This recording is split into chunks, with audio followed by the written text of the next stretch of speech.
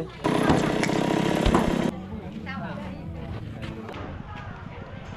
กราบทักทายสบายดีและกะสวัสดีพ่อแม่พี่น้อง FC เบิ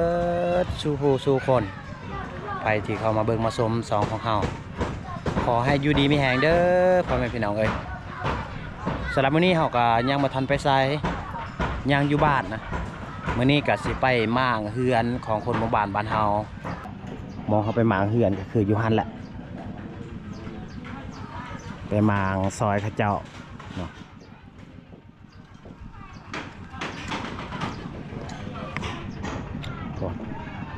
อันนี้เข้าเฮือนตัวนี้แหละเริ่มมางเลยเอาสิขึ้นข้างในเฮือนเขาเลย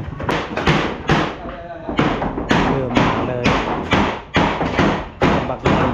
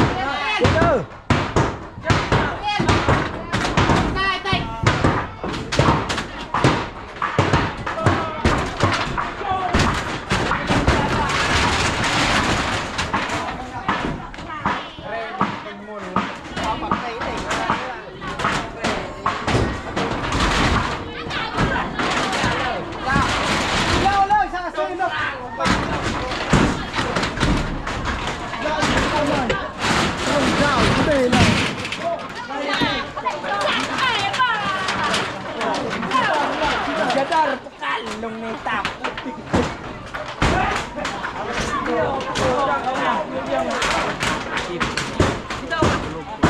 นี่จะแม่นเขาห้ามทิ่มอยู่ลุมพุ่นแหละ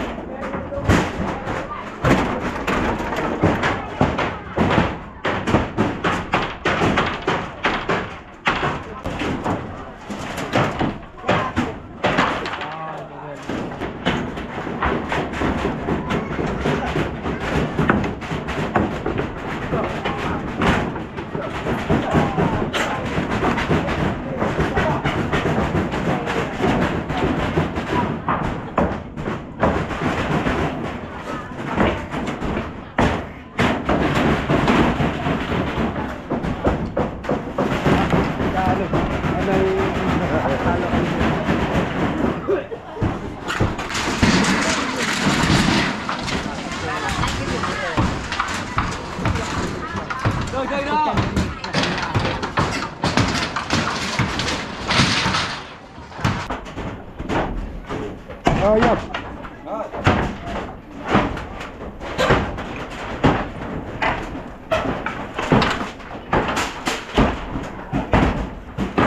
ก็มามันไปอย่างไร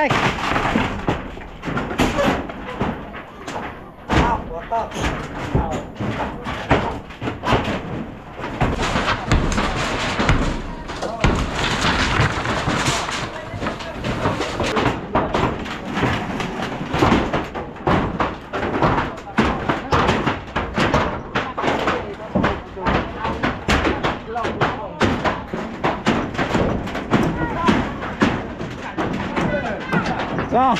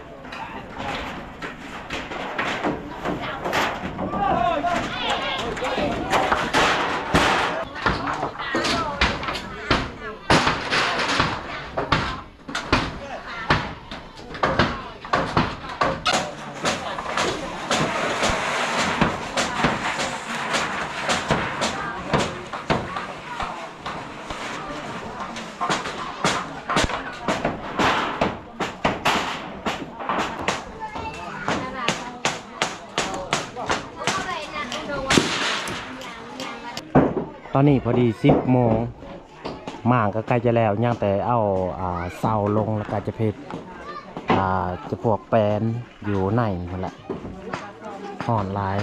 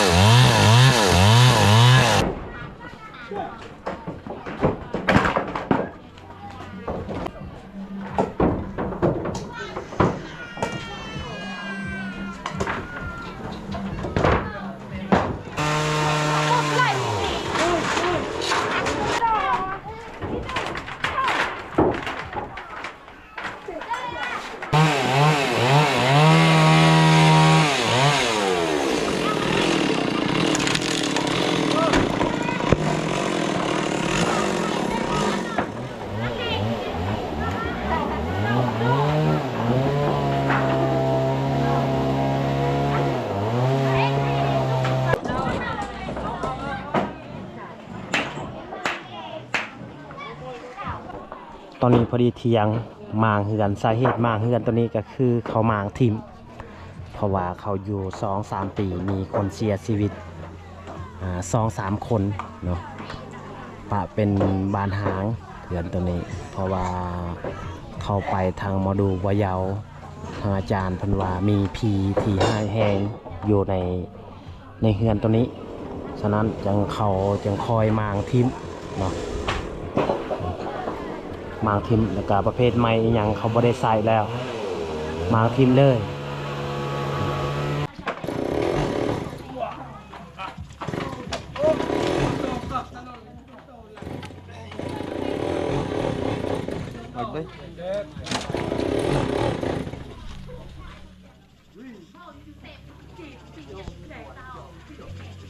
là đẹp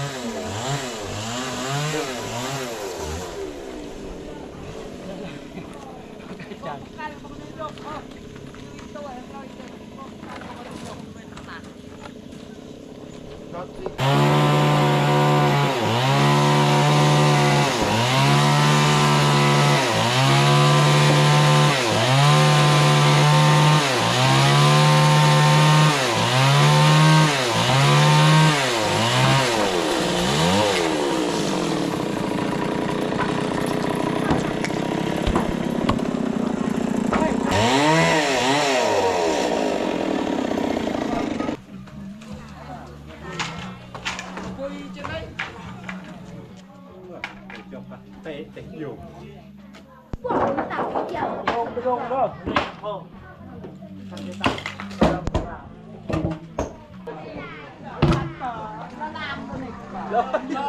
ตอนนี้ก็คือมาใกล้สำเร็จแล้วจึกปลาเต่าอย่างอีกประมาณชั่วโมงนึงก็สำเร็จอ๋อเลยฝากบ้านมาเลยดูยูจิกายแบกเศร้า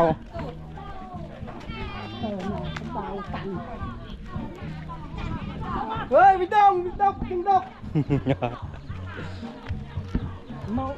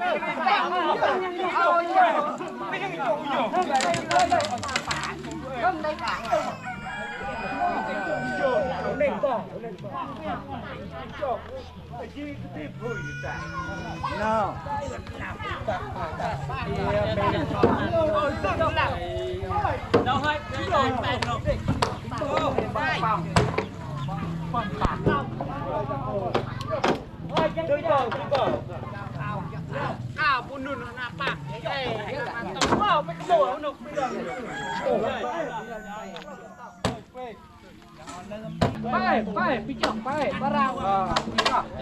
ตอบเส้นเด้อ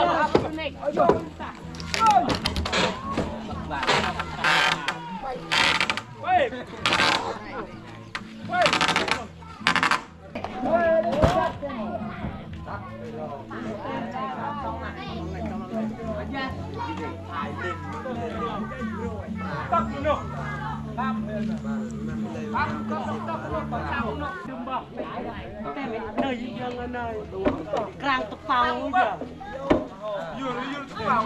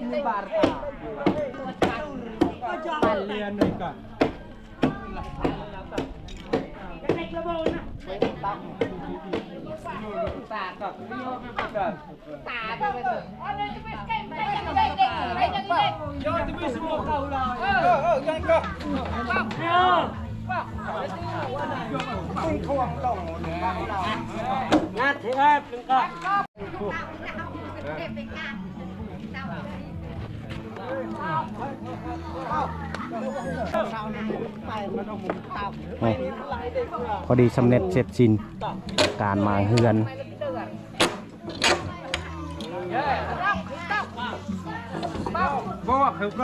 ยังอีดอกยุ่งตับอีกตัวจบไปจ้ะ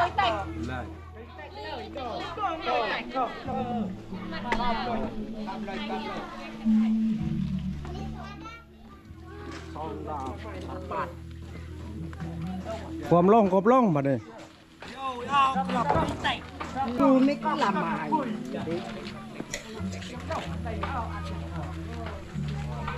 น่าตัวลูกตาใส่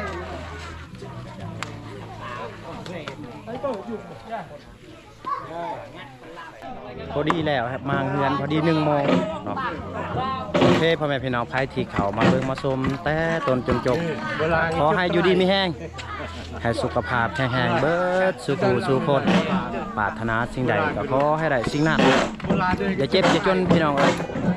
ขอขอบใจ